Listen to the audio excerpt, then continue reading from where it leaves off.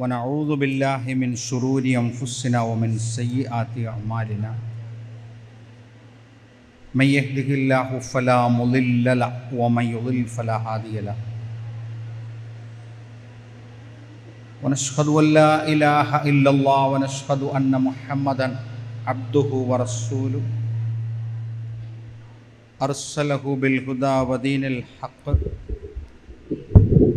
ليظهره على الدين كله ولو كره المشركون اللهم صل على محمد وعلى آل محمد كما صليت على إبراهيم وعلى آل إبراهيم إنك حميد مجيد اللهم بارك على محمد وعلى آل محمد كما باركت على إبراهيم وعلى آل إبراهيم إنك حميد مجيد أما بعد فإن خير الحديث كتاب الله وخير الهدي هدي محمد صلى الله عليه وسلم وشر الأمور محدثاتها وكل محدثة بدعة وكل بدعة ضلالة أعوذ بالله من الشيطان الرجيم بسم الله الرحمن الرحيم يا أيها الذين آمنوا اتقوا الله حق تقاته ولا تموتن إلا وأنتم مسلمون ബഹുമാന്യ അധ്യക്ഷൻ, ബഹുമാന്യ ഗുരുനാഥന്മാരെ, പണ്ഡിതന്മാരെ, സ്നേഹാദരണീയരായ നമ്മളുടെ KNM-ൻ്റെയും MGM-ൻ്റെയും സംസ്ഥാന ജില്ലാ സാരഥികളെ, എൻ്റെ പ്രിയം നിറഞ്ഞ, ഇവിടെ രാവിലെ തന്നെ ധന്യമായി സദസ്സ് നിറഞ്ഞു നിൽക്കുന്ന എൻ്റെ പ്രിയപ്പെട്ട മാതാക്കളെ, സഹോദരിമാരെ, അനുജത്തിമാരെ, അസ്സലാമു അലൈക്കും വറഹ്മത്തുള്ളാഹി. പരമകാരുണികനും കരുണാവാരിധിയുമായ അള്ളാഹുവിൻ്റെ രക്ഷാ സമാധാനം നമുക്കെല്ലാവർക്കും ഉണ്ടാവട്ടെ, ആമീൻ എന്ന് ദുആ ചെയ്യുകയാണ്. ഫാമിലി ലൈഫ് എന്ന് പറയുന്നത് കേൾക്കാൻ വളരെ സുന്ദരവും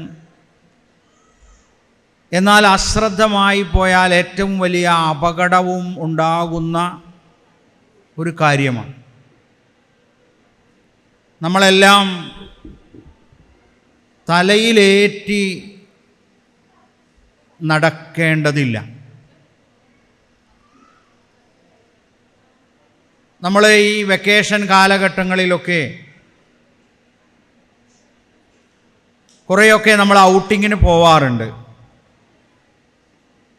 ചിലപ്പോൾ മൂന്നാറോ അല്ലെങ്കിൽ വയനാടോ അല്ലെങ്കിൽ നിലമ്പൂരോ ഒക്കെ ആയിട്ട്. അത് കഴിഞ്ഞു വരുമ്പോൾ നമ്മൾ പറയും എന്തോ ഒന്ന്, അതെന്താണെന്ന് പറയാൻ കഴിയില്ല.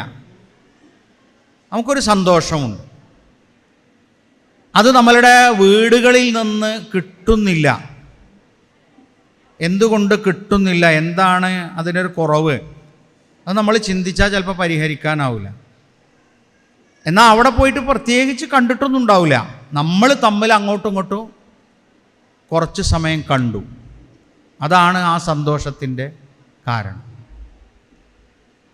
അവിടെയൊക്കെ അപരിചിതരായതുകൊണ്ട് നമ്മുടെ ഉപ്പ, നമ്മുടെ ഉമ്മ, നമ്മുടെ അനുജൻ, നമ്മുടെ അനുജത്തി, നമ്മളുടെ ജ്യേഷ്ഠത്തി, വീട്ടിലാവുമ്പോൾ ഏതെങ്കിലും ഒരു കുട്ടി നമ്മളെ വാപ്പാനത് നമ്മളെ വാപ്പയെന്ന് പറയണ്ടല്ലോ, ഓളെ വാപ്പന്നെ, വേറെ ആരും അല്ല, അത് നമ്മുടെ ഉമ്മ അല്ല.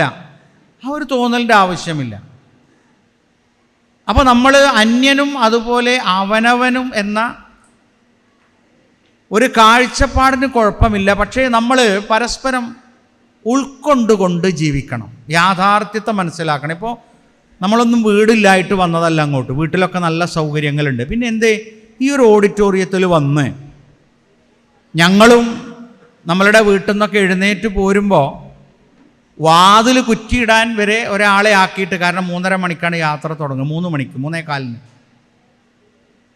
അപ്പം ഇങ്ങനെയൊക്കെ നമ്മൾ വീട്ടിൽ നിന്നൊക്കെ പോരുമ്പോൾ അവരുടെയൊക്കെ ഒരു പ്രതീക്ഷ എന്താണെന്ന് ചോദിച്ചാൽ, കുറേ ഫാമിലികൾ ഒരുമിച്ച് കൂടുന്ന സ്ഥലം, അവിടെ കുടുംബത്തെക്കുറിച്ചുള്ള നല്ല കാര്യങ്ങൾ ഷെയർ ചെയ്യപ്പെടുമല്ലോ എന്നാണ്.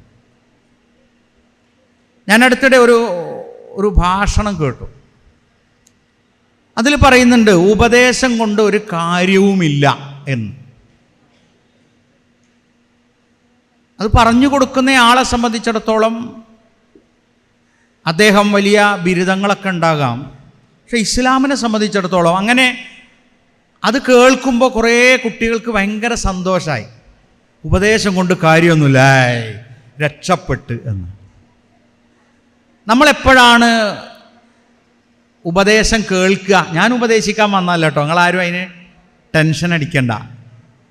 ഞാൻ നിങ്ങളുടെ കൂട്ടത്തിലൊരാളായിട്ട്, ഒരു അധ്യാപകനായിട്ട് നിങ്ങൾ എന്നെ കൂട്ടിയാൽ മതി. വലിയൊരു പണ്ഡിതനൊന്നുമല്ല, കുറച്ച് എടവണ്ണ ജാമ്യയിൽ നിന്ന് ഗുരുനാഥന്മാരിൽ നിന്ന് കുറച്ചൊക്കെ കിട്ടിയിട്ടുണ്ട് എന്നതിലപ്പുറം കൂടുതലൊന്നുമില്ല. പക്ഷേ നമ്മൾ ഈ ഉപദേശിക്കുക എന്നുള്ളത് വലിയ തലത്തുനിന്ന് ചെറിയ തലത്തിലേക്ക് വരുന്നതാണ് എന്ന് തെറ്റിദ്ധരിച്ചു പോയത് കൊണ്ടാണ് എനിക്ക് കേൾക്കണ്ട, നിങ്ങളൊന്നും എന്നോട് പറയണ്ട, ഞാൻ എനിക്ക് തോന്നിയതുപോലെ ഞാൻ ജീവിക്കും, നടക്കും, പറയും, തിന്നും, നിങ്ങളാരും ഇടപെടണ്ട. ഇത് ഇവിടുത്തെ ഒരു ആധുനിക ലോകത്തിൻ്റെ ഒരു കാഴ്ചപ്പാടാണ്. ഇങ്ങനെ ജീവിച്ച പലരും ഇന്ന് തിരിച്ചു വരികയാണ്. അതുകൂടി നമ്മൾ മനസ്സിലാക്കണം. ഇങ്ങനെ ജീവിച്ച പലരും പല നാടും യാഥാർത്ഥ്യത്തിലേക്ക് തിരിച്ചു നടക്കുകയാണ്. പള്ളി വിറ്റ നാടുകൾ പോലും പള്ളികൾ തിരിച്ചെടുത്തു കൊണ്ടിരിക്കുകയാണ്. പുസ്തകമൊക്കെ അവിടെ വെച്ച് ഡിജിറ്റൽ ലോകത്തിലൂടെ ഇങ്ങനെ പാറിപ്പറന്ന ആളുകളൊക്കെ ഇന്ന് കടകളിൽ പോയി, അവരുടെ നാട്ടിലെ ഷോപ്പിൽ പോയി ധാർമ്മിക മൂല്യങ്ങൾ ആവശ്യമുള്ള പുസ്തകങ്ങൾ വാങ്ങുകയാണ്. കാരണം മനുഷ്യനെന്ന് പറഞ്ഞാൽ ഒരു പാമ്പ് കൊത്തും, ഒരു പോത്ത് കുത്തും, ഒരു കുതിര ചവിട്ടും, ആന ചവിട്ടും, ഒരു ആടാണെങ്കിൽ കുത്തും, പുലിയാണെങ്കിൽ മാന്തും, സിംഹമാണെങ്കിൽ കടിക്കും. ഒരു മനുഷ്യൻ വരുന്നുണ്ടാൽ ഓൻ കടിക്കുകയാണോ ചെയ്യുക, മാന്തുകയാണോ ചെയ്യുക, കുത്തുകയാണോ ചെയ്യുക, ഒന്നും പറയാനാവില്ല. ഒരു 5-8 മൃഗം ചെയ്യുന്നത് ഒരു മനുഷ്യന് ചെയ്യാനാകുന്നുണ്ട്.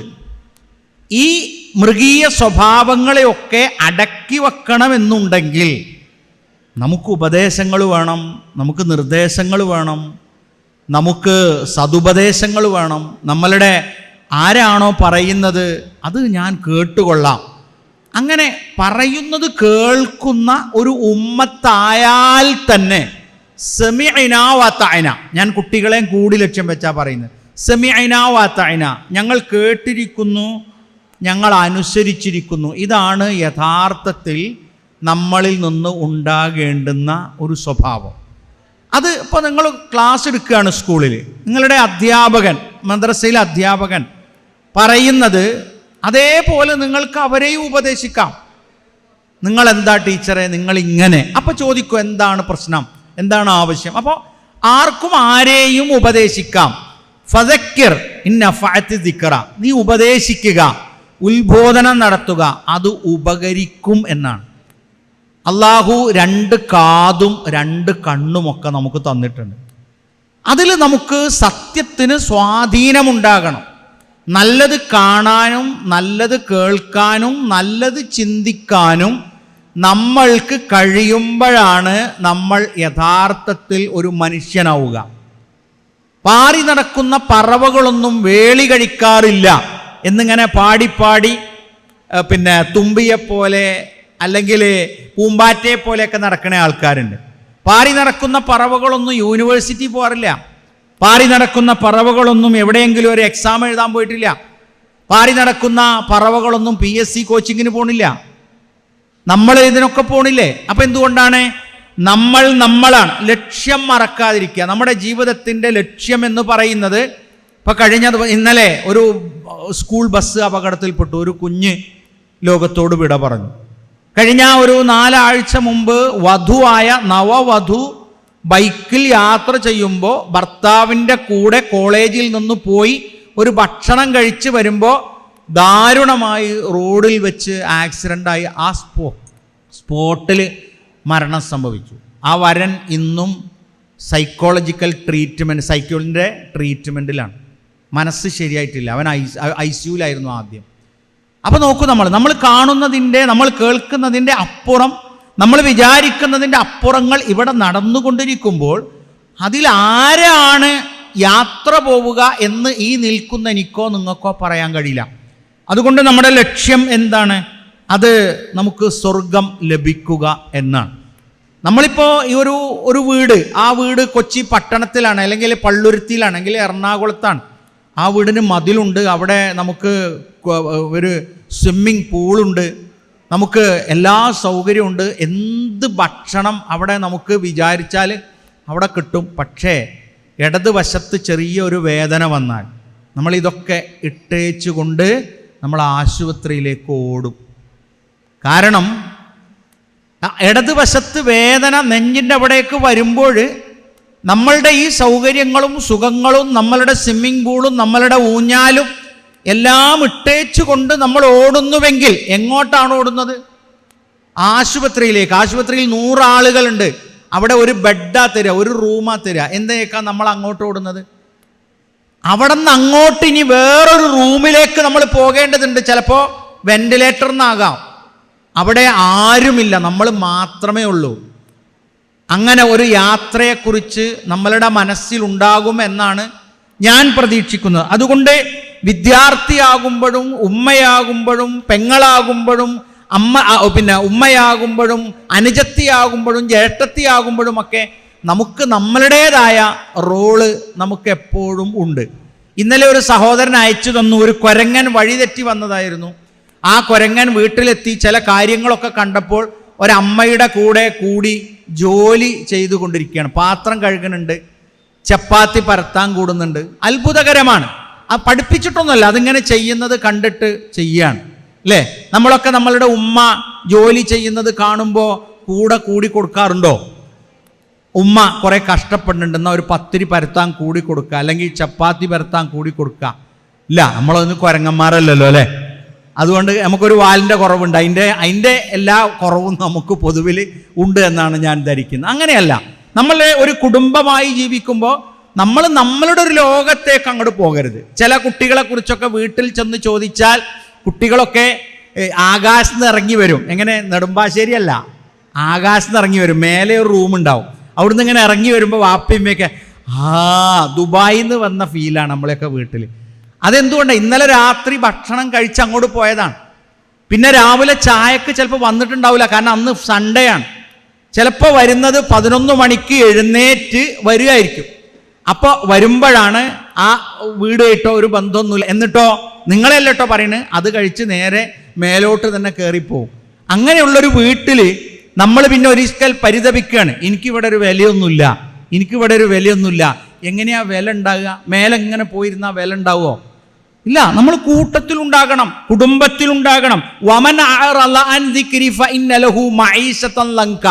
ദൈവബോധമുള്ള വിദ്യാർത്ഥികളും വിദ്യാർത്ഥിനികളും, നമ്മളൊക്കെ വിദ്യാർത്ഥികളും കേട്ടോ. നിങ്ങൾ വിചാരിക്കേണ്ട കേൾക്കണങ്ങൾ മാത്രം അല്ല, തൊട്ടിൽ മുതൽ കട്ടിൽ വരെയാണ് പഠനം. നമ്മളെല്ലാവരും പഠിക്കുന്നവരാണ്. അതുകൊണ്ട് നമുക്കെല്ലാവർക്കുമുള്ള യോഗ്യതകൾ എന്തായിരിക്കണം? നമ്മളൊരു കൂട്ടുകുടുംബത്തിൽ അംഗമായിരിക്കണം. നമ്മളൊരു സ്കൂളിൽ പോയി നമ്മൾ ഒറ്റക്ക് ഇങ്ങനെ ഇരുന്നാൽ, ഒരു 3 മാസം ഒറ്റക്കിരുന്നാൽ, +1 ചേർന്നിട്ട് ഒറ്റക്കിരുന്നാൽ, ഡിഗ്രിക്ക് ചേർന്ന് ഒറ്റക്കിരുന്നാൽ, ഒറ്റക്ക് തിന്നാൽ, ഒരു 5 മാസം കഴിഞ്ഞാൽ നിങ്ങൾ എന്താ പറയാറിയോ? ഞാനിവിടെ ഒറ്റക്കുറുക്കനാണ്, അല്ലെങ്കിൽ ഒറ്റക്കുറുക്കിയാണ്. അപ്പോൾ കൂട്ടുകാർ ചോദിക്കും, അതെങ്ങനെയാണ് സംഭവിച്ചത്? അത് സംഭവിച്ചത് ഞാനിങ്ങനെ ഒറ്റക്കായി, വീടും അങ്ങനെയാണ്. അപ്പോൾ നമ്മൾ ഒറ്റക്കല്ല, നമ്മളെ ഒരുമിപ്പിക്കുന്നത് ഏകദൈവ വിശ്വാസമാണ്. നമുക്കൊരു ധർമ്മമുണ്ട്, നമുക്കൊരു ബൈലോ ഉണ്ട്, നമുക്കൊരു ഇസ്ലാമികമായ ജീവിതമായ വഴിയുണ്ട്. അതാണ് ഖുർആൻ നമുക്ക് പഠിപ്പിച്ചു തന്നിട്ടുള്ളത്. നമ്മളത് വായിക്കണം. ഹദീസ് നമുക്ക് ജീവിതത്തിൻ്റെ മാർഗം പറഞ്ഞു തരുന്ന പദ്ധതിയാണ്. ഇത് നമുക്ക് ദൈവീകമായി ഫേസ്ബുക്ക് വാട്സപ്പിന് പകരം നമുക്കുള്ളത് ഖുർആനും ഹദീസുമാണ്. അതാണ് നമ്മളുടെ അടിസ്ഥാനം. ആ അടിസ്ഥാനമായ ഗ്രന്ഥത്തെയും സത്യത്തെയും ഉൾക്കൊണ്ടുകൊണ്ട് ജീവിക്കുമ്പോൾ നമുക്ക് കൃത്യമായ ഒരു റൂട്ടുണ്ട്. അത് വൺ വേയുമാണ്, ഇങ്ങോട്ട് ടു വേയുമായിരിക്കാം ചിലപ്പോൾ. എന്ന് പറഞ്ഞാൽ അങ്ങോട്ട് പോകുന്ന റൂട്ടിലൂടെ ചിലപ്പോൾ ഇങ്ങോട്ട് വരാൻ പറ്റൂല. നമ്മൾ വളരെ ശ്രദ്ധിച്ചുകൊണ്ട് സൂക്ഷ്മതയോടെ ഉയർന്ന പാതയാകുന്ന മുസ്തഖീമിലൂടെ എന്ന് പറഞ്ഞാൽ നേർവഴിയിലൂടെ സഞ്ചരിക്കാൻ നമ്മൾ തയ്യാറാകണം. നോക്കൂ നിങ്ങൾ, ഒരു ഗ്രൗണ്ടിലൂടെ നമ്മൾ ഓടുകയാണ്. ഗ്രൗണ്ടിലൂടെ നമുക്ക് എങ്ങനെയോടാം, അങ്ങോട്ടോടാ ഇങ്ങോട്ടോടാ. ഒരിക്കലൊരു വീഡിയോ കണ്ടിരുന്നു. കുട്ടികളോടൊക്കെ പറഞ്ഞൊരു വിസില് കേൾക്കും, അപ്പോൾ ഓടണം. ആരോടാന്ന് പറഞ്ഞില്ല. ഇവിടക്കണോര് ഓടി, അവിടക്കണോര് ഓടി, ഇവിടക്കണോര് ഓടി. അംഗനവാടിൻ്റെ ഇതാണ്, സ്പോർട്സാണ്. പക്ഷേ ഒരു സ്പോർട്സ്, ഒരു ഗെയിംസിന് വേണ്ടി നമ്മൾ നിൽക്കുമ്പോൾ നമ്മുടെ ട്രാക്കിലൂടെ ഓടാൻ പാടുള്ളൂ. ട്രാക്കിലൂടെ ഓടാൻ പാടുള്ളൂ. നമ്മൾ വിസില് കേട്ട ഉടനെ ഓടി, നമ്മൾ ട്രാക്ക് മാറി ഒന്നാം സ്ഥാനത്ത് എത്തിയാലും നമ്മളെ തേർഡ് പ്രൈസിന് പോലും പരിഗണിക്കൂല. അള്ളാഹു വരച്ചു തന്ന ഒരു വഴിയും ആ വഴിയിലൂടെ ഖുർആനും സുന്നത്തും അനുസരിച്ച് സഞ്ചരിക്കുന്ന വിദ്യാർത്ഥികളും വിദ്യാർത്ഥിനികളും ഉമ്മയും പെങ്ങളും ഭാര്യയും ഭർത്താവും നമ്മളൊക്കെ ആകുമ്പോൾ നമുക്ക് സ്റ്റാർട്ടിംഗ് പോയിന്റിൽ നിന്ന് അള്ളാഹ് നമ്മളെ ഈ ഭൂമുഖത്തേക്ക് ഓടാൻ അയച്ചതാണ്. നമ്മൾ നടക്കുകയാണ്, നമ്മൾ കിടക്കാം, നമുക്ക് ഇരിക്കാം, നമുക്ക് നടക്കാം. പക്ഷേ അള്ളാനെ മറന്നുകൊണ്ട് ഒരു സെക്കൻഡ് നമുക്കില്ല, അല്ലേ? ഇപ്പോ പിന്നെ 2024 പറഞ്ഞയച്ച് 2025 എല്ലാവരും കൂടി കൊണ്ടുവന്നു. അപ്പൊ എന്നോടും കൂട്ടുകാരൊക്കെ ഇങ്ങനെ ചോദിക്കൂ, കുട്ടികളൊക്കെ, സർ ഞാൻ വേഗം ആകാശത്തേക്ക് നോക്കും. സർ നിങ്ങൾ എന്താ നോക്കണേ? അല്ല ഒന്നുമില്ല, ഇവിടെ 25 പ്രത്യേകിച്ച് ആകാശത്തിനൊരു മാറ്റമൊന്നുമില്ല, സൂര്യന് മാറ്റല്ല, ചന്ദ്രന് മാറ്റല്ല, പ്രപഞ്ചത്തിൽ മാറ്റല്ല, വെളിച്ചത്തിന് മാറ്റല്ല, പിന്നെ നിങ്ങളെ മുഖത്ത് മാത്രമാണ്. അത് തന്നെ നമ്മുടെ മാറ്റം എന്താണ്? ഖബറിലേക്ക് ഒരു വർഷം കൂടി അടുത്തു എന്നുള്ളതാണ്. പക്ഷെ അതൊന്നുമല്ല ചിന്തിക്കുക, ആടുകയാണ്. നമ്മുടെ കൊച്ചി നഗരത്തിലേക്ക്, ഫോർട്ട് കൊച്ചിയിലേക്ക് 4 മണിക്ക് ശേഷം ഗതാഗതം നിരോധിച്ചു. പൂർണ്ണ നിയന്ത്രണം. എന്തിനാ ഇതൊക്കെ? എന്താണ്? മനുഷ്യൻ തിമർത്തി ആടാൻ തീരുമാനിക്കുമ്പോൾ ജനം വീർപ്പ് മുട്ടുന്നു. ഈ പ്രപഞ്ചത്തിലുള്ള അസൗകര്യങ്ങളെപ്പോലെ നമ്മളുടെ വീട്ടിൽ നമ്മൾ തോന്നിയതുപോലെ ജീവിക്കുമ്പോൾ, ഞാൻ എനിക്ക് തോന്നിയതുപോലെ ജീവിക്കും, ഞാൻ എനിക്ക് തോന്നിയത് ചെയ്യും എന്ന് പറഞ്ഞാൽ ആ വീടും വീർപ്പ് മുട്ടും. അതുകൊണ്ട് അള്ളാഹുവിനെ മറന്നുകൊണ്ടുള്ള ഒരു സെക്കൻഡും നമുക്കില്ല എന്ന് നമ്മുടെ ഉപ്പയും ഉമ്മയും ബോധ്യപ്പെടുത്തിയതുപോലെ നമുക്കും അങ്ങനെ പറയാൻ കഴിയണം, അല്ലേ? അപ്പൊ ഉപ്പയോടും ഉമ്മയോടും കൂടി നമുക്കൊരു ബാധ്യത ഉണ്ട്. ഉമ്മ മക്കനെ ഇട്ട് പർദ്ദയിട്ട് പോകുമ്പോൾ വാപ്പ ദീനിയായ കാര്യത്തിൽ എല്ലാറ്റിലും, പള്ളിയിലും ദീനിയായ കാര്യത്തിലൊക്കെ ഉണ്ടാവുമ്പോൾ ആ വീട്ടിലെ മകളുടെ ഒരു ഉത്തരവാദിത്തം എന്താണ്? ആ വാപ്പ വിശ്വസിക്കുന്ന പടച്ചവനെ കുറിച്ച് പഠിക്കുക, ആ ഉമ്മ വിശ്വസിക്കുന്ന റസൂലിനെ കുറിച്ച്, റസൂലുള്ളാഹി സ്വല്ലല്ലാഹു അലൈഹി വസല്ലമയെ കുറിച്ച് പഠിക്കുക, ആ ഉപ്പയും ഉമ്മയും പോകുന്ന പള്ളിയിലേക്ക് അവരുടെ കൂടെ പോവുക, ആ റൂട്ടിലൂടെ ആ ഉപ്പയും ഉമ്മയും വിളമ്പിത്തരുന്നത് തിന്നുക, ആ ഉപ്പയും ഉമ്മയും പറഞ്ഞു തരുന്നത് നമ്മൾ ഉൾക്കൊണ്ടുകൊണ്ട് ജീവിക്കുക. അപ്പൊ എന്താവും? നമ്മൾ ആ വഴിയിലൂടെ പോകും. നമ്മൾ എന്താണോ, റസൂലുള്ളാഹി സ്വല്ലല്ലാഹു അലൈഹി വസല്ലം പറഞ്ഞു, നിങ്ങൾ നിങ്ങളുടെ തലയിൽ നടക്കുന്നത് എന്താണെന്ന് ശ്രദ്ധിക്കണം, നിങ്ങളുടെ വയറിൽ നടക്കുന്നത് എന്താണെന്ന് ശ്രദ്ധിക്കണം, നിങ്ങളുടെ വയറിൽ നടക്കുന്നത് എന്താണെന്ന് ശ്രദ്ധിക്കണം, നിങ്ങളുടെ തലയിൽ നടക്കുന്നതാണെന്ന് ശ്രദ്ധിക്കണം. നിരന്തരമായി നിരീശ്വരത്വത്തിന്റെ പുസ്തകം വായിച്ചാൽ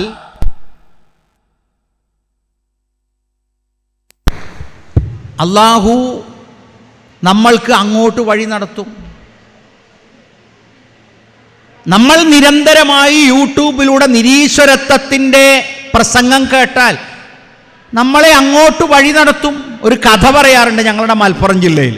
ഒരാളൊരു പോത്തിനെയും കൊണ്ട് തിരൂരിലേക്ക് പോവുകയായിരുന്നു.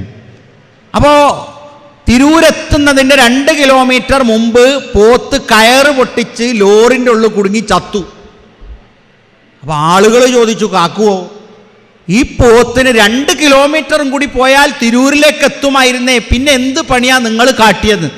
അപ്പം അദ്ദേഹം പറഞ്ഞു, തിരൂരെത്തണമെന്ന് ഞാൻ മാത്രം വിചാരിച്ചിട്ട് കാര്യമില്ല, പോത്തിനും കുറഞ്ഞൊരു ബോധം വേണമായിരുന്നു. ഇതേപോലെ മാതാപിതാക്കൾക്ക് നമ്മളെ ദീനിയായി വളർത്തണമെന്ന ബോധമുണ്ടായത് കൊണ്ടായില്ല. മക്കളായ നമുക്ക് ഞാൻ ദീനിയായി ജീവിക്കും, അതാണെൻ്റെ ബാധ്യത എന്ന് ഉൾക്കൊള്ളുമ്പോഴാണ് ഈ ക്യാമ്പിന് വരാൻ നിങ്ങൾക്ക് സാധിച്ചത്. ഒരു കോളേജ് ഹോസ്റ്റലിൽ കൊണ്ടുപോയി ചേർത്ത് 3-ാമത്തെ ദിവസം ഒരു ഫാദർ, ഒരു മുസ്ലിം ഉപ്പ അവിടെ എത്തിയപ്പോൾ അവിടത്തെ കൂട്ടുകാരിയോട് പറയുകയാണ്, ഇനി ഇവിടെ നിസ്കരിക്കണ കുട്ടികളൊക്കെ ഉണ്ടാവും, അവരെ കണ്ടിട്ട് നിസ്കാരമൊന്നും പഠിച്ച് വീട്ടിലേക്ക് വരണ്ട. ഒരു ഉപ്പയുടെ വേദനാജനകമായ ശിക്ഷ അനുഭവിക്കുന്ന ഉപദേശമാണ് കൊടുത്തത്. ഇത് കേട്ട് നിന്ന തൊട്ടടുത്ത് നിൽക്കുന്ന പെൺകുട്ടി ഉമ്മയെ വിളിച്ചു പറഞ്ഞു, ഉമ്മ, ഇതുവരെ ഞാൻ സോക്സ് ഇട്ടാ നിസ്കരിച്ചിന്, എനിക്ക് നിങ്ങൾ ഹോസ്റ്റലിലേക്ക് ഒരു നിസ്കാരക്കുപ്പായ ചേരണം. എന്തിനാ? എനിക്ക് നിസ്കാരക്കുപ്പായം ഇട്ട് നിസ്കരിച്ച എൻ്റെ കൂട്ടുകാരി എന്നെ കണ്ടിട്ട് ഈ നിസ്കാരത്തിൽ അവർ പങ്കാളിയാകണം. ഇനി ഞാൻ രഹസ്യമായിട്ടല്ല നിസ്കരിക്കണേ, ഞാൻ പരസ്യമായിട്ടാണ്. മതത്തെ അവഹേളിക്കുന്നത് കാണുമ്പോൾ അവളുടെ മനസ്സിലെ ആ വിഷമം അവൾ പുറത്തെടുത്തു. എനിക്ക് വഴി പറഞ്ഞു തന്ന, എനിക്ക് ഹിദായത്ത് നൽകിയ അള്ളാഹുവിനെ ധിക്കരിക്കാൻ ഒരു വാപ്പ തീരുമാനിച്ചിട്ടുണ്ടെങ്കിൽ എൻ്റെ കൂട്ടുകാരിയെയും ആ കുടുംബത്തെയും വഴിയിലേക്ക് എത്തിക്കേണ്ടത് എൻ്റെ ബാധ്യതയാണെന്ന് മനസ്സിലാക്കി. ഇസ്ലാം പ്രകൃതി നിയമമാണ്. അതിൽ നമ്മളാരും അലോസരങ്ങളോ വിഷമങ്ങളോ നമുക്ക് വേണ്ട. അതുകൊണ്ട് തന്നെ നമ്മളിപ്പോൾ degree first year, degree second year, degree third year ഒക്കെ ആകുമ്പോൾ നമ്മുടെ മാതാപിതാക്കൾ നമ്മളോടൊന്ന് മുഖം നോക്കി ചിരിക്കും. ഒരു ഡിഗ്രി തേർഡ് ഇയർ ഒക്കെ ആകുമ്പോൾ ഒന്ന് ചിരിക്കും. അതിനർത്ഥം പുഞ്ചിരി സുന്നത്താണ് എന്നതുകൊണ്ട് മാത്രമൊന്നുമല്ലാതെ, മോളെ ഒരു വിവാഹമൊക്കെ ആയിക്കൂടെ എന്നാണ്. നമ്മൾക്ക് നല്ല ഒരു ഭക്ഷണമൊക്കെ ഉണ്ടാക്കി തന്ന്, ഇന്ന് എല്ലാം മാറിക്കൊണ്ടിരിക്കും. ഇത് മാത്രമല്ല, നല്ലൊരു ഭക്ഷണമൊക്കെ ഉണ്ടാക്കി തന്ന് ഉമ്മ 5 മണിക്ക് എഴുന്നേറ്റ് നല്ലൊരു ഭക്ഷണമൊക്കെ ഉണ്ടാക്കി തന്ന് ഒരു പ്ലേറ്റിൽ വിളമ്പി നമ്മുടെ മുന്നിലേക്ക് വെച്ചാൽ ഞങ്ങളുടെ നാട്ടിൽ പറയുന്ന കണ്ണപ്പം മൂരിയുടെ ഒരു സ്വഭാവമുണ്ട്. വേണ്ട, എനിക്കാണ്ട. ഇന്ന് എനിക്ക് വേണ്ട, എനിക്ക് വേണ്ട, എനിക്ക് വേണ്ട, എനിക്ക് വേണ്ട എന്ന് പറയുന്നതൊക്കെയും നിങ്ങൾക്ക് വേണ്ടതാണ്. നിങ്ങൾക്ക് അത് വേണ്ട, ഇത് വേണ്ട, അതെനിക്ക് വേണ്ട, ഇതെനിക്ക് വേണ്ട എന്ന് പറഞ്ഞ് നമുക്ക് വേണ്ടി ഒരുക്കപ്പെടുന്നവരെ മുഴുവൻ വേണ്ട എന്ന് പറഞ്ഞ് നമ്മളൊരു ലാബിൽ പോയി പരിശോധിച്ചാൽ നമ്മൾ തടിയും മണ്ണവും വലുപ്പവും ചൊറുക്കമൊക്കെ ഉണ്ടാവും. വിറ്റാമിൻ എ ഇല്ല, ബി ഇല്ല, സി ഇല്ല, ഡി ഇല്ല, ഒന്നുമില്ല. കണ്ണൊരു വഴിക്ക് പോണേ, പല്ലൊരു വഴിക്ക് പോണേ, എല്ലൊരു വഴിക്ക് പോണേ, എല്ലാത്തിനും കുറവുകളാണ്. എന്താ കാരണം? എന്നിട്ട് ഡോക്ടേഴ്സ് പിന്നീട് വിറ്റാമിൻ എക്ക് ഉള്ള മരുന്ന്, വിറ്റാമിൻ ബിക്കുള്ള മരുന്ന്, വിറ്റാമിൻ സിക്കുള്ള മരുന്ന്, വിറ്റാമിൻ ഡിക്കുള്ള വെയിൽ കൊള്ളൽ ഒക്കെ നിർദ്ദേശിക്കുമ്പോൾ നമ്മൾ അതിനു വേണ്ടി പോകേണ്ടി വരികയാണ്. ഇതുപോലെയാണ് നമുക്ക് ദീനിയായ കാര്യങ്ങൾ തരുമ്പോൾ ഇച്ചാണ്ട കല്യാണം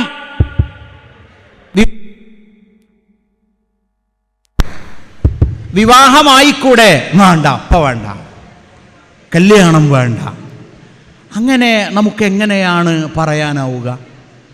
നമ്മുടെ ഉപ്പ നമ്മുടെ ഉമ്മയെ കല്യാണം കഴിച്ചിട്ടില്ലായിരുന്നുവെങ്കിൽ നമ്മളിവിടെ ഉണ്ടാവില്ല. അപ്പോൾ വിവാഹം വേണ്ട. അന്നിക്കാഹു മിൻ സുന്നത്തി, പ്രവാചകൻ സല്ലല്ലാഹു അലൈഹി വസല്ലമ പറയാണ്, വിവാഹം എൻ്റെ ചര്യയിൽപ്പെട്ടതാണ്. അപ്പോൾ മുസ്ലിം ഉമ്മത്തിൽ ജനിച്ച, മുസ്ലിം കുടുംബത്തിൽ ജനിച്ച വരൻ ആൺകുട്ടികളും ആണുങ്ങളും പെണ്ണുങ്ങളും, കുട്ടി എന്ന് പറയണ്ട, വിവാഹം കഴിക്കപ്പെടണം. അതെന്തിനാണ്? വിവാഹം കഴിക്കാതെ ഫ്രീ ആയി സുന്ദരമായി ആരും ചോദിക്കാനും ആരും പറയാനുമുള്ളാതെ എനിക്കിങ്ങനെ ഫ്രീ ആയി നടക്കാം എന്ന് ആരെങ്കിലും ഉപദേശിച്ചിട്ടുണ്ടെങ്കിൽ, ആരെങ്കിലും നമ്മളെ ചർച്ചയിൽ പങ്കാളിത്തം വഹിച്ചിട്ട് വേണ്ട എന്ന് പറഞ്ഞിട്ടുണ്ടെങ്കിൽ, പാരത്രികമായ ദീനിനെ, ഈമാനിനെ പകുതി സംരക്ഷിക്കാൻ ഈ പറഞ്ഞു തന്നവർക്കാവോ? വെക്കേഷൻ ദിവസങ്ങളിലൊക്കെ അവിടെയും ഇവിടെയുമൊക്കെ ഫോണിൽ തോണ്ടിയിരിക്കുന്ന കുട്ടികളെ കാണാറുണ്ട്, നിങ്ങളെയല്ല. പക്ഷേ അവർ ഒറ്റക്കാവാറില്ല. അവർ ചിലപ്പോൾ വീട്ടിൽ നിന്ന് ഒറ്റക്ക് വന്നതാകാം, അവർക്ക് പൂർണ്ണ സുരക്ഷിതത്വം ഉണ്ടാകാം.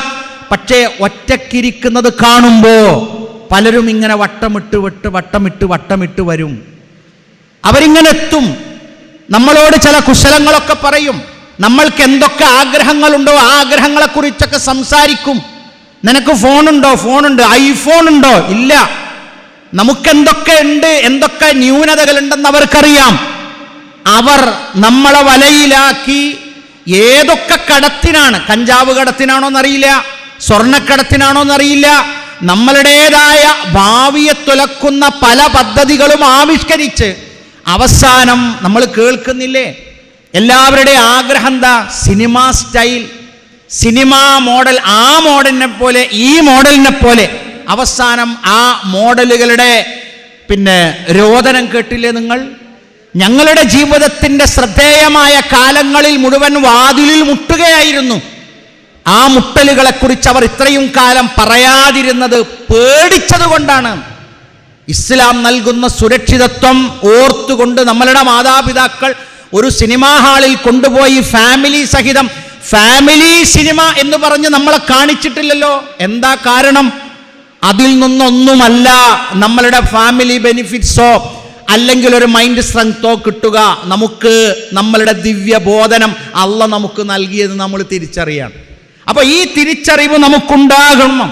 വിവാഹപ്രായമെത്തുമ്പോൾ വിവാഹം കഴിക്കപ്പെടണം. അത് ഉപ്പ അന്വേഷിക്കും, ഉമ്മ അന്വേഷിക്കും. അപ്പം ചില കുട്ടികൾ പറയും, എന്താ ഞങ്ങൾക്ക് ഇതിലൊന്നും സ്വാതന്ത്ര്യമില്ലേ? നിങ്ങൾക്ക് സ്വാതന്ത്ര്യം ഇസ്ലാം നൽകുന്നു. ഉപ്പയോ ഉമ്മയോ പറഞ്ഞു തരുന്നൊരു വരനെ കെട്ടണമെന്നില്ല. മറിച്ച് നിങ്ങൾക്ക് ആ കൊണ്ടുവരുന്ന ആളെ നിങ്ങൾക്ക് അന്വേഷിക്കാം, ചോദിക്കാം, നിങ്ങളുടെ ആശയങ്ങൾ കൈമാറാം. അതിനാണ് പെണ്ണ് കാണുക എന്ന ചടങ്ങല്ലത്. അത് കേവലം ഒരു ചടങ്ങല്ല, നമുക്കറിയാനാണ്. അതിലൂടെ കണ്ടെത്തി നല്ല ബോധമുള്ള, നല്ല ഇഖ്ലാസുള്ള, നിങ്ങളെ നോക്കുന്ന, നിങ്ങളുടെ മാതാപിതാക്കളെ നോക്കുന്ന, നിങ്ങളെ കിണറ്റിലിടാത്ത, നിങ്ങളെ സ്വർണ്ണക്കടത്തിന് കൊണ്ടുപോകാത്ത, നിങ്ങളെ ലഹരിക്കടത്തിന് ഉപയോഗിക്കാത്ത, ഇസ്ലാമികമായി വസ്ത്രം ധരിക്കുന്ന, നമ്മളുടെ ഭാഷയിൽ ചിലപ്പോൾ മുറിയമ്പേൻ്റോ കൂസന്താടിയോ എന്നൊക്കെ പറയുന്ന അങ്ങനെ ഒരുത്തനാകുന്നത് അവനെ കൃത്യമായ ദിശാബോധമുള്ളത് കൊണ്ടാണ്. കൃത്യമായ ദിശാബോധമുള്ളത് കൊണ്ടാണ്. അങ്ങനത്തെ ഒരു വരനെ കൊണ്ടുവന്ന്, മോളെ നിന്നെ കാണാൻ ഒരു ദീനുള്ള ചെറുപ്പക്കാരൻ വന്നിട്ടുണ്ടെന്ന് പറയുമ്പോൾ നിങ്ങളെ കാണിക്കും ഉപ്പ. എന്നിട്ട് നിങ്ങളോട് ചോദിക്കും, എന്തുണ്ട് അഭിപ്രായം? ഉപ്പ, ദീനുള്ള ഇഖ്ലാസുള്ള നല്ലൊരു വീട്ടിലെ ഒരു മോനെ കൊണ്ടുവന്ന് നിങ്ങൾ കാണിച്ച്, എനിക്കതിനെ എതിരൊന്നും പറയാനില്ല, ഞാൻ വിചാരിച്ച സൗന്ദര്യമുണ്ട്, ആവാം, കുഴപ്പമില്ല, സൗന്ദര്യമുണ്ട്, അൽഹംദുലില്ലാ, ഉപ്പ അത് ഉറപ്പിച്ചോളൂ. അങ്ങനെ കഴിഞ്ഞു വന്ന കുടുംബങ്ങളാണ് ഈ ഇരിക്കുന്നതൊക്കെ. എവിടെയെങ്കിലും ഒരു രജിസ്റ്റർ ഓഫീസിൽ പോയി അതിൻ്റെ മുമ്പിൽ ഒരു ഒപ്പിട്ട് റിട്ടയർഡായ രജിസ്റ്റർ ഓഫീസറെ തെരഞ്ഞ് നമ്മൾക്ക് റെയിൽവേ ട്രാക്കിൽ നമ്മളുടെ ജഡം കിടക്കുമ്പോൾ മയ്യത്ത് കൊണ്ടുവരേണ്ടത് ആരാണെന്ന് പോലും ചർച്ച ചെയ്യപ്പെടാത്ത ലോകത്താണ് നമ്മളുള്ളത്. അങ്ങനെ വീട്ടിൽ നിന്ന് ഇറങ്ങിപ്പോയ പലരും പിന്നെ അങ്ങോട്ട് കയറാൻ കഴിയില്ല. ഒരു പ്രാന്തൻ, അയാളിങ്ങനെ എപ്പോഴും കിണറ്റി ചാടാൻ ഒരുങ്ങും. അപ്പം അങ്ങനെ ഒരിക്കൽ ചാടാൻ ഒരുങ്ങിയപ്പോൾ ആരും പിടിച്ചില്ല. എപ്പോഴും മൂപ്പർ ചാടാൻ ഒരുങ്ങുമ്പോൾ ഈ ചാടല്ലേ എന്ന് പറഞ്ഞ് പിടിച്ച്. പക്ഷേ ആൾക്കാർ പറഞ്ഞു, ഓണൊന്നും ചാടിയോട്ടെ, വിവരം അറിയട്ടെ. ചാടി കഴിഞ്ഞിട്ട് കയറാനാണില്ല. അവസാനം ഫയർഫോഴ്സൊക്കെ വന്ന് ഏണിയൊക്കെ വെച്ചെടുത്ത് ആ ഏണി തികഞ്ഞില്ല. അടുത്ത ഏണിയൊക്കെ കെട്ടി പുറത്തെത്തിയപ്പോൾ ഫയർഫോഴ്സുകാരൊക്കെ ചോദിച്ചു, എൻ്റെ ഭ്രാന്തനാണല്ലോ, എൻ്റെ അഭിപ്രായം എന്താണ്? മൂപ്പര് പറഞ്ഞു, കിണറ്റിക്ക് ചാടാൻ ഒരു ഭ്രാന്ത് മതി, പക്ഷെ കയറാൻ 100 ഭ്രാന്ത് കയറിട്ടിട്ടും കാര്യമല്ല, കയറണമെങ്കിൽ ഏണി വേണം. പ്രിയപ്പെട്ടവരെ, ഇരിക്കുന്ന വീട്ടിൽ നിന്ന് ഇറങ്ങാൻ 1 സെക്കൻഡ് മതി, പക്ഷെ അവിടേക്ക് പിന്നെ തിരിച്ചു കയറി എത്തിയിട്ട് നമ്മളുടെ ഫാമിലിയിലെത്താൻ, പിന്നെ നമ്മളുടെ ഫാമിലിയിലെ അമ്മാവൻ, എളാപ്പ, മൂത്താപ്പ, അമ്മായി, വേണ്ട 3ാം ക്ലാസ്സിൽ പഠിക്കുന്ന നിങ്ങളുടെ കൊച്ചനുജത്തി പോലും നിങ്ങളെ നോക്കുക വൃത്തികെട്ടവൾ എന്ന നിലക്കാണ്. നിങ്ങൾ സുന്ദരിയാകാം, മുടി വാർന്നിട്ടുണ്ടാകും, പൗഡർ ഇട്ടുണ്ടാവും, വൃത്തികെട്ടവൾ. എന്തേ? നമ്മൾ ചെയ്ത പ്രവൃത്തി അന്ന് ചിലപ്പോൾ സൗന്ദര്യവും സന്തോഷവും, അവൻ ബോൾഡാണ്, ധൈര്യവാനാണ്. SI വരെ ചിലപ്പോൾ നമ്മളോട് പറയും അവൻ ഫ്രോഡാണ്, അവൻ്റെ മുടി കണ്ടില്ലേ, അവൻ്റെ ചേല് കണ്ടില്ലേ, സർവ്വവിധത്തിലുള്ള വേണ്ടാത്തരവും കൊച്ചിയിലുള്ള ഒരുത്തനാണത് എന്നൊക്കെ പറയുമ്പോൾ നമ്മൾ വിശ്വസിക്കുന്നത് അവൻ്റെ വാക്കു മാത്രമാണ്. അങ്ങനെയുള്ള ഫാമിലി ബന്ധങ്ങൾക്കൊരിക്കലും നമുക്ക് ഒരു അടിത്തറ പാകാൻ, നമുക്ക് മുന്നോട്ട് പോകാൻ നമുക്ക് സാധ്യമല്ല. അതുകൊണ്ട് തിരിച്ചറിവുള്ള വിദ്യാർത്ഥിനികളായി മാറണം, ഊട്ടിയുറപ്പിക്കപ്പെടണം. ഇപ്പോൾ നമ്മളിങ്ങനെ യാത്ര ചെയ്യുക, ട്രെയിനിൽ ഇങ്ങനെ പോരുക, അപ്പോൾ ഓരോ ഫാമിലികൾ വിളിക്കും. എന്താണ്? ഫാമിലിയിൽ ഒരു പ്രശ്നമുണ്ട്. വലിയ പ്രശ്നമാണോ? അല്ല, ചെറിയ പ്രശ്നമാണ്. എന്നാൽ നിങ്ങളൊന്ന് പറഞ്ഞ്, നിങ്ങളൊന്ന് വട്ടത്തിലിരുന്ന്, ഇന്നിപ്പോൾ സ്കൂളും കഴിവല്ലേ, ഒന്ന് വട്ടത്തിലിരുന്ന് സംസാരിച്ചു നോക്കൂ. ചില ഫാമിലി പറയേ അത് കഴിഞ്ഞു, അപ്പം എന്താ, ഒന്നിരിക്കാൻ. വജഅല ബൈനകും മവദ്ദതൻ വറഹ്മ.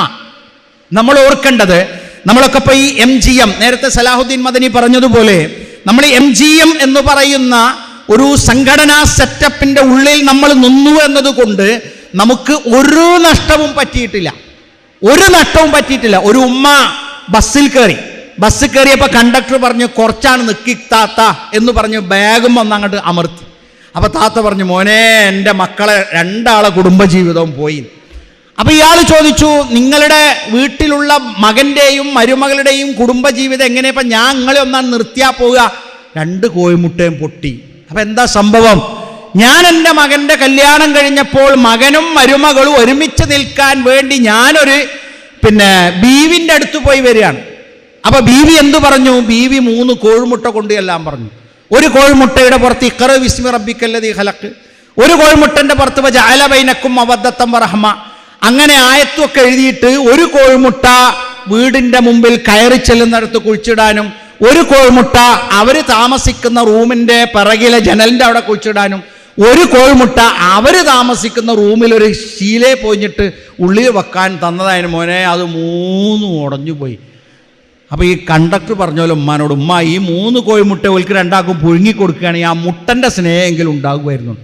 അന്ധവിശ്വാസം ആപതിക്കുമ്പോൾ നമ്മളുടെ വീട്ടിലൊരു കോഴിമുട്ടയോ ഒരു തേങ്ങയോ ഉടക്കുകയോ, അല്ലെങ്കിൽ അവിടെ ഒരു ജ്യോത്സ്യനെ കൊണ്ടുവരികയോ, അല്ലെങ്കിൽ നവജ്യോത്സ്യന്മാരെ കൊണ്ടുവരികയോ ചെയ്തിട്ടൊരു പൂജയോ അല്ലെങ്കിൽ ഒരു ഇറക്കലോ കേറ്റലോ ഇല്ലാത്തത് ലാ ഇലാഹ ഇല്ലല്ലാഹയുടെ ബലമാണ്.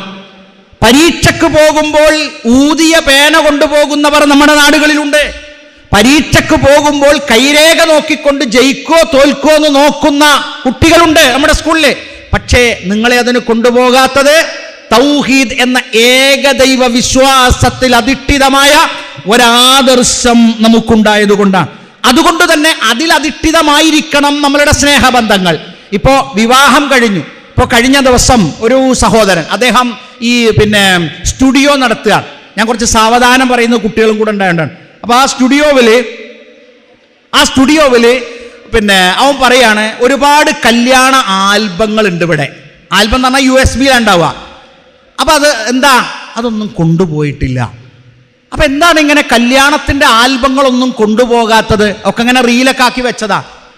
അത് കല്യാണം കഴിഞ്ഞ ഒരു 1-2 ആഴ്ച കഴിയും അവരുടെ ചെരിഞ്ഞുന്ന ഫോട്ടോ, ഇളിഞ്ഞുന്ന ഫോട്ടോ ഒക്കെ പാടെടുത്ത് പാറമ്മ നിൽക്കണവും വഴുതി വീണതും വെള്ളച്ചാട്ടത്തിൻ്റെ നടുക്കണമൊക്കെ വേണമല്ലോ, പാടത്തൂടിയുള്ളതും പറമ്പൂടിയുള്ളതൊക്കെ. അങ്ങനെ ഇതൊക്കെ പാടെ സെറ്റ് ചെയ്ത് വരുമ്പോഴേക്ക് 2 ആഴ്ചയാവും. 2 ആഴ്ച കഴിഞ്ഞ് പല പുതിയാപ്പിളമാരെ വിളിക്കും, നിങ്ങളുടെ കല്യാണ റീലൊക്കെ റെഡി ആയിക്കണ് എന്ന് പറയുമ്പോൾ പറയുമല്ലോ, അല്ലോ. അപ്പം എന്തേന്ന് ചോദിക്കുമ്പോൾ പറയുമല്ലോ, അത് ഡൈവേഴ്സായി. നമ്മൾ മനസ്സിലാക്കേണ്ടതുണ്ട്, നമ്മൾ ദർശിക്കപ്പെട്ട് നമ്മളൊരു വിവാഹം ഉറപ്പിക്കപ്പെട്ടാൽ ഒരു മുസ്ലിം സഹോദരിയുടെ ആദ്യ ആഗ്രഹം എന്താ, രണ്ടാമത്തെ ആഗ്രഹം എന്താണെന്നറിയോ? എൻ്റെ വിവാഹം ഇൻഷാ അല്ലാഹ് അത് ഇസ്ലാമികമായിരിക്കുമെന്ന്. കാരണം കഴിഞ്ഞ ദിവസം ഒരു 2 ആഴ്ച മുമ്പ് ഒരു വിവാഹത്തെക്കുറിച്ച് കേട്ടു. ആ വിവാഹം നടക്കുന്ന മാത്രയിൽ ആൺകുട്ടികൾ സ്റ്റേജിൽ കയറി ഒച്ചയും വിളി ഉണ്ടാക്കി ഒരു പന്തലൊക്കെ പിടിച്ച് വധുവിനെ കൊണ്ടുവരാൻ ഒരുങ്ങിയപ്പോൾ വധു പറഞ്ഞു, എൻ്റെ ഭർത്താവാണ് എന്നെ കെട്ടിയത്, നിങ്ങളല്ല. എൻ്റെ ഭർത്താവാണ് എന്നെ കല്യാണം കഴിച്ചത്, നിങ്ങളൊക്കെ പാടെ കൂക്കിയാർത്ത് കൊണ്ടുപോകാനുള്ള വധുവല്ല ഞാൻ. അദ്ദേഹത്തിന് വേണോ, അദ്ദേഹം എന്നെ കൊണ്ടുപോയിക്കോട്ടെ, ഇറങ്ങിപ്പോകാൻ.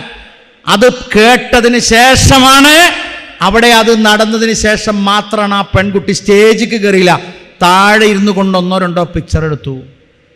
എന്തേ? അവൾക്കറിയാം എന്നെ ദുരുപയോഗം ചെയ്യുകയാണ്, എന്നെ കളിയാക്കുകയാണ്, എന്നെ സർക്കസിലെ കോമാളിയാക്കുകയാണ്. പക്ഷെ നമ്മളൊക്കെ എന്താ വിചാരിക്കറിയോ, ഒരു വിവാഹബന്ധം തകരാറിലായി. എന്താണെന്ന് അന്വേഷിച്ചപ്പോൾ പെൺകുട്ടി പറഞ്ഞതറിയോ, പുതിയാപ്പിളക്കൊരു വൈബില്ല.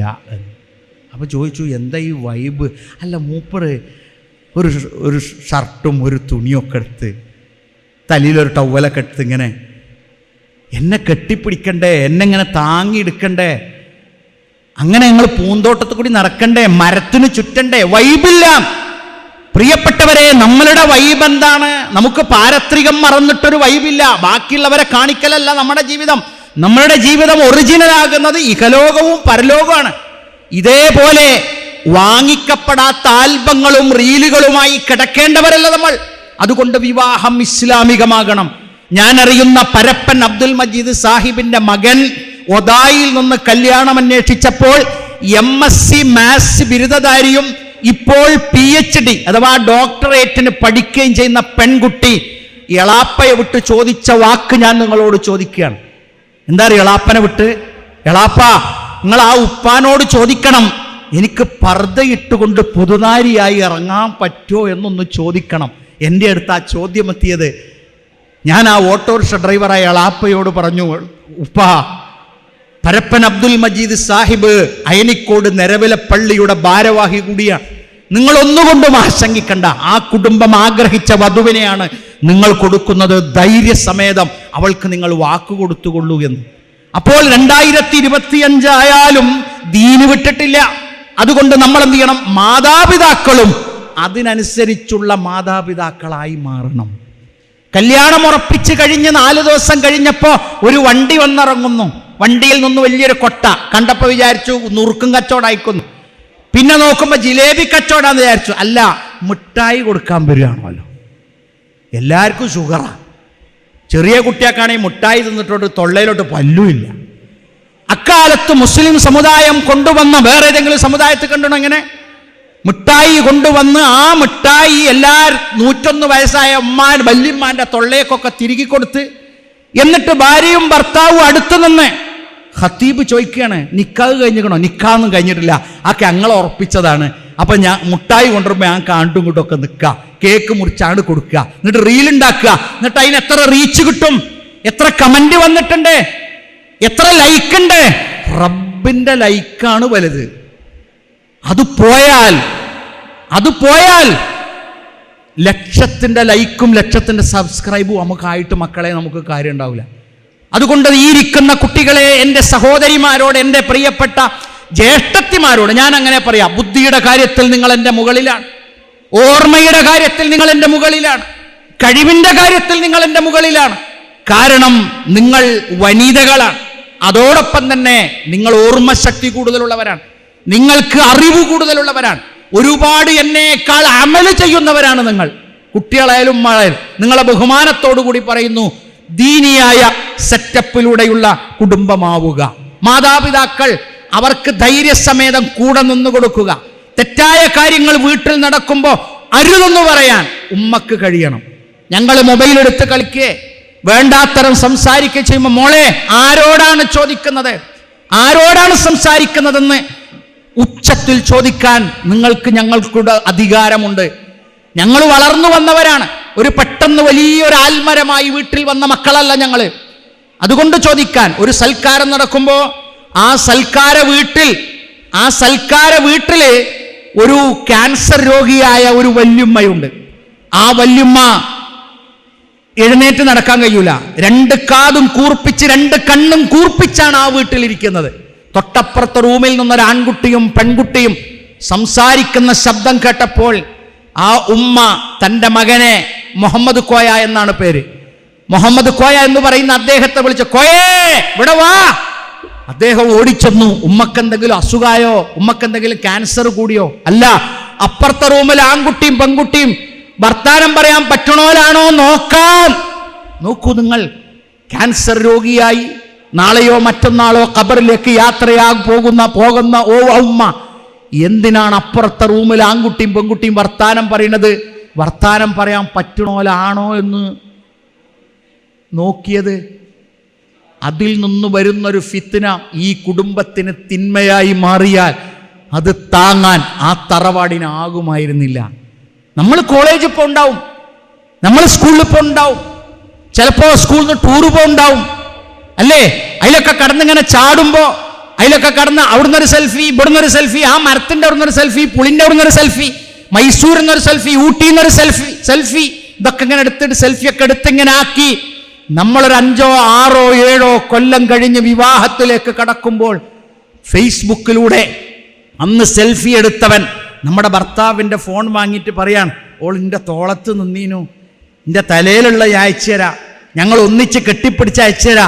നമുക്ക് തോന്നും അബദ്ധമായി പോയി. അല്ല, അപ്പോഴല്ലത് അബദ്ധമാവുക.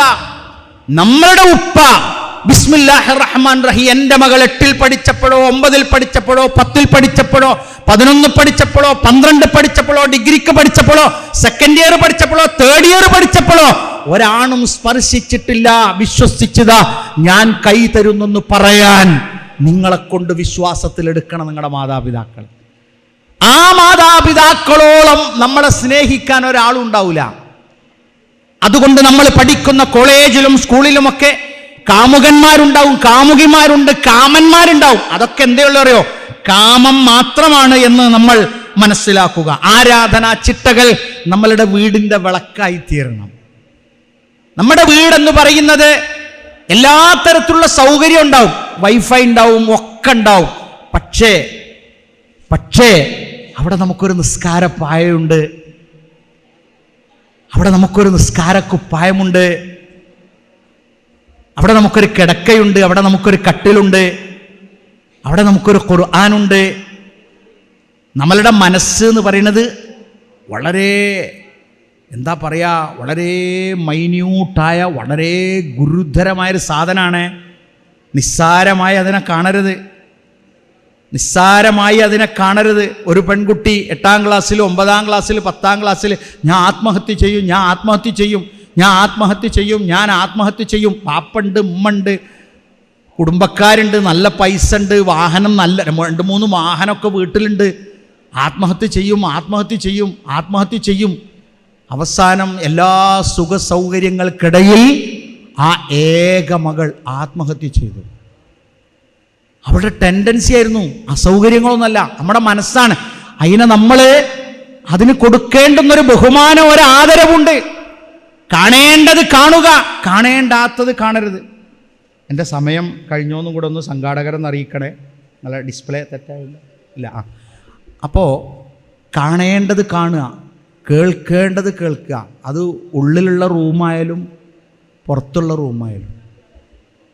നമ്മൾ പരീക്ഷ എഴുതാൻ പോവുക, പരീക്ഷ എഴുതാൻ പോകുമ്പോൾ നന്നായി പഠിച്ചു പോവുക. എന്നിട്ട് ക്വസ്റ്റ്യൻ പേപ്പർ കിട്ടുമ്പോൾ ബിസ്മിയൊക്കെ ചൊല്ലി വാങ്ങി പരീക്ഷ എഴുതുക. നമുക്ക് ഉത്തരം അറിയാത്തത് അതിലുണ്ടാകും, ഉത്തരം അറിയാത്തതുണ്ടാകാം. അതിന് പല കുറുക്ക് വിദ്യകളും സ്വീകരിക്കുന്നവർ നമ്മുടെ കോളേജിലോ സ്കൂളിലോ ഉണ്ടാവും. വേറൊരാളെ പേപ്പർ വാങ്ങി എഴുതുക, അല്ലെങ്കിൽ ചെറിയ കടലാസിൽ എഴുതിയിട്ട് ഇവിടെ തിരികെ വെച്ച് പോവുക. എന്നിട്ട് മാഷ് പേപ്പർ അങ്ങോട്ട് എടുക്കാൻ പോകുമ്പോൾ മെല്ലെ എടുക്കുക. അയാളത് കാണും, അടുത്തെടുക്കും. പേപ്പർ കണ്ടു, നമ്മൾ എഴുതുന്നത് കണ്ടു, നമ്മളെന്താ ചെയ്യുക? നമുക്കറിയാം ഞാൻ ഈ ചെയ്തത് തെറ്റാണ്. നമ്മുടെ ഒരു സ്കൂളിലെ, മലപ്പുറം ജില്ലയിലെ ഒരു സ്കൂളിലെ കുട്ടി കോപ്പി പിടിക്കപ്പെട്ടു. ആ കുട്ടിയുടെ മനസ്സ്, ഒരു പെൺകുട്ടി ആയതുകൊണ്ട് അവൾ സ്വാഭാവികമായും അവളുടെ അതിനെ മറികടക്കാൻ അവൾ 4-5 മണിക്കൂർ ശ്രമിച്ചിട്ടുണ്ട്. പക്ഷേ കൂട്ടുകാരികൾക്കിടയിൽ അത് പിടിക്കപ്പെട്ടപ്പോൾ, അധ്യാപകർക്കിടയിൽ അത് പിടിക്കപ്പെട്ടവരെല്ലാവരും അറിഞ്ഞപ്പോൾ അവർ ഒരു പ്രതിയായി എന്ന് അവൾക്ക് തോന്നി. അവളുടെ വീട്ടിലെത്തിയപ്പോൾ ഉപ്പയും പറഞ്ഞു, നീ എന്ത് പണിയാ ചെയ്തത്? അവളുടെ മുമ്പിൽ അവൾ കണ്ടൊരു വഴി ആത്മഹത്യയായിരുന്നു. അള്ളാഹു പാപങ്ങൾ പുറത്ത് സ്വർഗം നൽകി അനുഗ്രഹിക്കുമാറാകട്ടെ. 9ാം ക്ലാസ്സിലൊരു കുട്ടിയാണ്. അപ്പോൾ നമ്മൾ വിദ്യാഭ്യാസ സ്ഥാപനത്തിൽ പഠിക്കുമ്പോൾ നമ്മൾ സത്യസന്ധരാവുക. നമ്മളുടെ അബദ്ധങ്ങളാണ് നമ്മളെ തന്നെ നശിപ്പിക്കുന്നത്. അതുകൊണ്ട് പരീക്ഷയിലായിരുന്നാലും മറ്റുള്ളതിനായിരുന്നാലും നമ്മളുടെ കാര്യങ്ങളെ നമ്മൾ കൃത്യമായ ധാരണയാൽ കൊണ്ടുപോവുക. എന്നിട്ട് പഠിച്ച് നല്ല മാർക്ക് വാങ്ങി നിങ്ങൾക്ക് കിട്ടുന്ന ഓരോ മാർക്കിനും നിങ്ങൾ തന്നെയാണ് അവകാശികൾ. അതോടൊപ്പം അതിൻ്റെ അവകാശികൾ ആരാണ്? നിങ്ങളുടെ അധ്യാപകരുണ്ട്. എന്നാൽ അതിൻ്റെ ആത്യന്തികമായ അവകാശികൾ ആരാണ്? നിങ്ങൾക്ക് കിട്ടുന്ന നിങ്ങളുടെ ഉയർച്ചയിൽ, നിങ്ങളുടെ മാർക്കിൽ, നിങ്ങളുടെ സർട്ടിഫിക്കറ്റിൽ ഏറ്റവും അഭിമാനിക്കുന്ന 2 പേരുണ്ട് നമ്മുടെ വീട്ടിൽ. അതാരാണ്? മാതാപിതാക്കളാണ്. നിങ്ങൾക്കൊരു ജോലി കിട്ടിയെന്നറിയുമ്പോൾ, എൻ്റെ ഒരു വിദ്യാർത്ഥിയെക്കുറിച്ച് എൻ്റെ വിദ്യാർത്ഥിയുടെ ഉപ്പ വന്ന് പറഞ്ഞത്, മാഷേ ഈ മഞ്ഞ ഷർട്ട് എന്താണെന്നറിയോ? എൻ്റെ മകൻ ആദിൽ ആദ്യമായി ഒരു ബേക്കറിയിൽ ജോലി ചേർന്നപ്പോൾ അവിടുന്ന് കിട്ടിയ ശമ്പളം കൊണ്ട് എനിക്ക് വാങ്ങിത്തന്ന ഷർട്ടാണത്. എൻ്റെ ഭാര്യയ്ക്കൊരു മാക്സിയും എൻ്റെ ചെറിയ മകന് അവന് പറ്റാവുന്നൊരു പാൻറ്റും. എൻ്റെ മക്കൾ എങ്ങനെയാണ് ഇങ്ങനെയായത് എന്നറിയില്ല എന്ന് അദ്ദേഹം. ഞാൻ പറഞ്ഞു, നിങ്ങളുടെ മക്കളെ നല്ലതല്ലേ പഠിപ്പിച്ചുള്ളൂ, നല്ല മക്കളിൽ നിന്ന് നല്ലതേ പ്രതീക്ഷിക്കാം. അല്ലാത്ത ഒരു വങ്കത്വവും ഒരബദ്ധവും ഒരു ചീത്തപ്പേരും നമ്മുടെ മാതാപിതാക്കൾക്ക് നൽകാതെ നാളെ പരലോകത്ത് ചെല്ലുമ്പോൾ നിങ്ങളെ ഉപ്പാക്കും ഉമ്മാക്കും മലക്കുകൾ കൊണ്ടുപോയി ഒരു സ്വർണ്ണ കിരീടം വെച്ചു കൊടുക്കും. അത് രണ്ടും ഇങ്ങനെ തലയിൽ വെച്ചിട്ട് വാപ്പിയും ചോദിക്കുമല്ലോ, എന്തിനായിനിപ്പത്? ഇതിപ്പോൾ എന്തായിരുന്നു? മലക്കുകൾ പറയുമല്ലോ, നിങ്ങളുടെ മക്കൾ 2 പേരും നിങ്ങൾക്ക് വേണ്ടി മരണശേഷം ഇസ്തിഗ്ഫാർ തേടിക്കൊണ്ടിരിക്കുകയാണ്. അവർ ഖുർആൻ പഠിച്ചിട്ടുണ്ട്. ആ ഒരു മേന്മ മക്കളായ ഞങ്ങൾക്ക് ഉണ്ടാവും. ഞങ്ങളുടെ മാതാക്കളാണ് പിറകിലിരിക്കുന്നത്. നിങ്ങൾ ഞങ്ങളെ വിശ്വാസത്തിലെടുക്കുക. ഇടയ്ക്ക് ഞങ്ങളെ ബാഗൊക്കെ ഒന്ന് തപ്പി വെക്കുക. അതിനൊക്കെയുള്ള അവകാശം നിങ്ങൾക്കുണ്ട്. ഞങ്ങളെ മൊബൈലൊക്കെ ഒന്ന് വാങ്ങി വെക്കുക. അതിൻ്റെ പാസ്വേഡൊക്കെ ഒന്ന് ഓപ്പൺ ചെയ്ത് വെക്കുക. എന്നിട്ട് ആരൊക്കെ നോക്കുക. അതൊക്കെ നിങ്ങൾക്ക് അവകാശമുണ്ട്. അതൊക്കെ നിങ്ങൾ എന്ത് ചെയ്യണം? പാലിക്കണം. അങ്ങനെ ആവുമ്പോഴാണ് ഒരു നല്ല കുടുംബമായി വിദ്യാർത്ഥികളും വിദ്യാർത്ഥിനികളും നമ്മുടെ ഈ ബാക്കിലിരിക്കണ ഉമ്മമാരുണ്ടല്ലോ, അവരും വിദ്യാർത്ഥികളാണ്. അവരിനിപ്പോൾ ഖുർആൻ്റെ പരീക്ഷ റമദാനിൽ എഴുതാൻ പോവുകയാണ്. ബുക്ക് വാങ്ങും, അതിലെ ഉത്തരങ്ങളൊക്കെ എഴുതും, എന്നിട്ട് അത് സമർപ്പിക്കും. 80-ൽ 80 കിട്ടും, ചിലപ്പോൾ 100-ൽ 100 കിട്ടും. അതിൻ്റെ സമ്മാനങ്ങളൊക്കെ വന്ന് വാങ്ങും.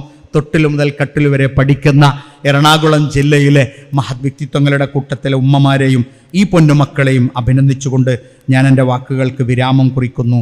വആഖിറു ദഅവാന അനിൽ ഹംദുലില്ലാഹി റബ്ബിൽ ആലമീൻ. അസ്സലാമു അലൈക്കും വറഹ്മത്തുള്ളാഹി വബറകാതുഹു.